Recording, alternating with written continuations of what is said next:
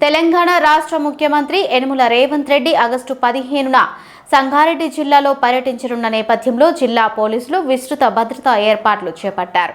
ఎలాంటి అవాంఛనీయ సంఘటనలు చోటు చేసుకోకుండా సుమారు 1500 మంది పోలీసు అధికారులు సిబ్బందితో పటిష్ట బందోబస్తు ఏర్పాటు చేస్తున్నట్లు జిల్లా ఎస్పీ పరితోష్ పంకజ్ తెలిపారు. ఈ నేపథ్యంలో జిల్లా పోలీసు కార్యాలయంలో నిర్వహించిన సమీక్ష సమావేశంలో పాల్గొన్న ఎస్పీ అదనపు ఎస్పీ చైతన్యారెడ్డితో కలిసి అన్ని విభాగాల అధికారులు సమన్వయంతో పనిచేయాలని ఆదేశించారు.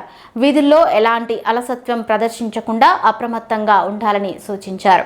అనంతరం ఎలిప్యాడ్, కాన్వాయ్ మార్గం, గంజీ మైదాన్, ప్రభుత్వ మహిళా జూనియర్ కళాశాల, మహిళా డిగ్రీ కళాశాల, హాస్టల్ గడ్డ, తారా కళాశాల, సిఎస్ఐ చర్చి, ఐబీ చౌరస్తా, అంబేద్కర్ స్టేడియం తదితర ప్రాంతాలను పరిశీలించి భద్రతా ఏర్పాట్లను సమీక్షించారు.